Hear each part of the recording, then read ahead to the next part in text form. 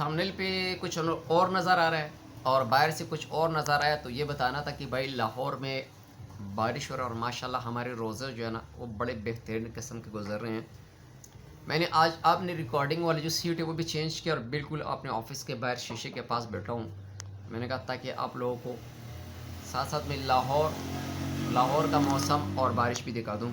अच्छा, मेरा सवाल ये था कि अभी तो 5G, अक्सर लोग कहते हैं कि भाई यहाँ पे चल गया, यहाँ पे चल गया, मगर हमारे आस-पास जो है अभी तक तो किसी ने नहीं चलाया कि मैं कहूँ भाई उसने चला लिया, उसने चला लिया।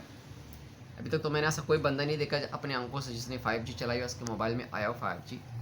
सवाल ये था कि कौन से ऐसी कंपनी है जिसका जो 5G है वो सबसे ज़्यादा अच्छा चलेगा और सबसे ज़्यादा स्पीड से चलेगा, फुल पावरफुल इंटरनेट आपको देगा।